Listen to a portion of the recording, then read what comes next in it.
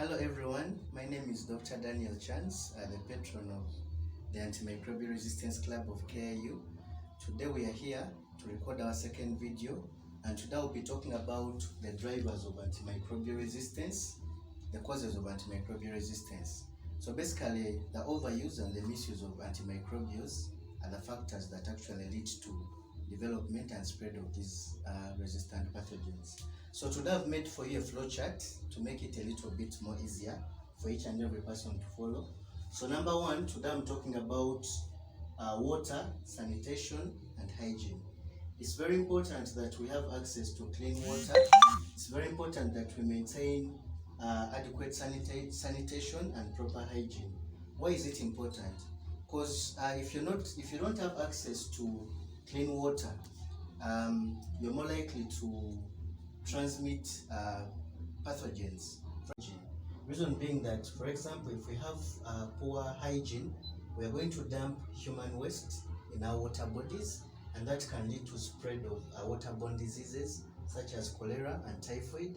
And to treat these infections, we need these antimicrobial agents, specifically antibiotics, and that is exposure, which is a driver for antimicrobial resistance.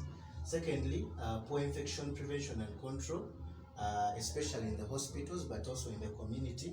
This involves coming up with several methods to prevent infections. For example, this can include washing our hands or sanitizing our hands. Those who are healthcare workers, if you're handling patients and you're moving from one patient to the other, if you don't wash your hands or sanitize them, you're simply transferring pathogens from one patient to another. Similarly, if it is a caretaker handling patients, and then you find the caretaker is in the hospital, is handling patients, and before they leave the hospital, they do not wash their hands or sanitize their hands, they are transferring these pathogens from the hospital to their own homes.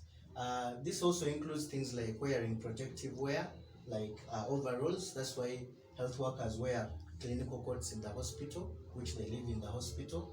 That's why it's important to wear masks. Currently, we are in the era of COVID-19, of which if you don't wear that mask that reduces the spread of COVID-19, you're likely to develop infections. And what happens when you develop infections? You'll need these drugs, for example, antibiotics. You know that if someone develops COVID-19, it could, for example, be could have a co-infection with pneumonia, which will need antibiotics. Thirdly, there is the misuse and overuse of antimicrobials in animals. For example, humans are using antiretroviral drugs, commonly called ARVs, which are being given to pigs to enhance their growth and increase their weight so that they get more returns. But eventually, it's the same humans that are going to eat the pigs, and then the humans are the same people going to use these antiretroviral drugs. In the same regard, chicken, cows, even in fish farming, they use antibiotics. And the same antibiotics used in animals may also be used in humans. Point number 4 is overprescription of antimicrobials.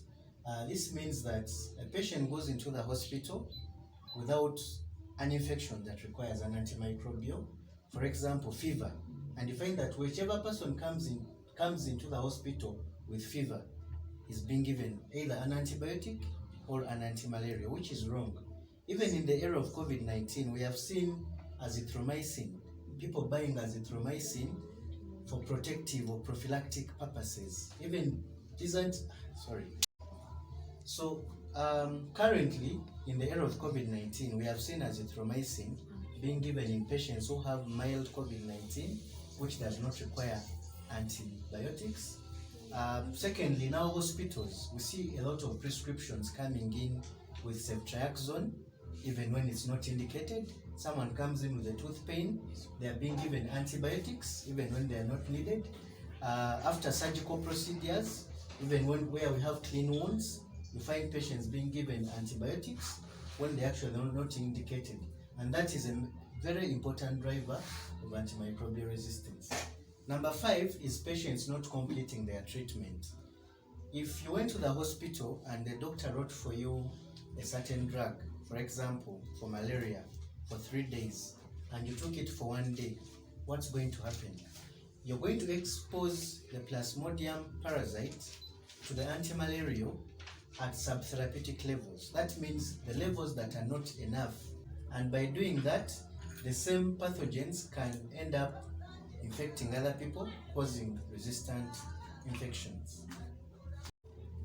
The other point I would like to talk about is lack of new antibiotics, lack of new drugs being developed. Yeah, ever since 1928 when penicillins were introduced, till 1987 when lipopeptides were discovered, for the last 30 years, we're in what is known as a discovery void. That means that for over 30 years now, we don't have any new class of antibiotic being developed. What this means is that if we don't use the drugs we have now sparingly and correctly, we're likely to reach a point whereby people will be getting diseases caused by bacteria, for example, but we don't have drugs to treat them. What will happen? They will die. We still have several other factors that are drivers of antimicrobial resistance, and one of them is lack of awareness and knowledge.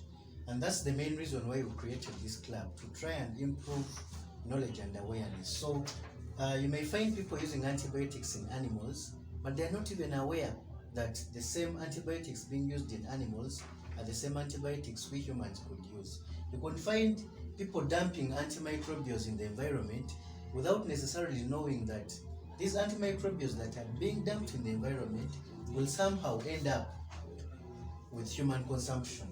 Okay, so that's why it's important to create knowledge and awareness to try and curb the spread of this antimicrobial resistance. Poor regulation. This means that people are using antibiotics, people are using antimicrobials, but there are no laws. If the laws are there, they are not. So you find that if there are no punishments against misuse or overuse of these drugs, then the misuse is going to continue. Then lack of vaccines.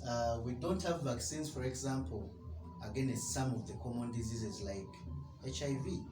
Just imagine we had a vaccine for HIV. That means people would take this vaccine and that would reduce the exposure of the antiretroviral drugs to the virus that causes HIV. Yeah.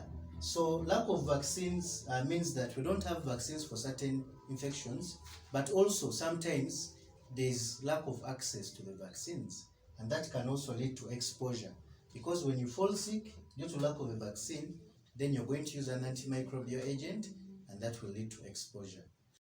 Lack of diagnostics can also contribute to antimicrobial resistance, because if a patient walked into a healthcare facility and the prescriber suspects malaria or a bacterial infection, and he cannot even perform a random diagnostic test for malaria, he cannot even do a gram stain, he will end up treating empirically based on what he thinks, and most of the time he's likely or she's likely to prescribe an antimicrobial agent such as an antimalarial or an antibiotic.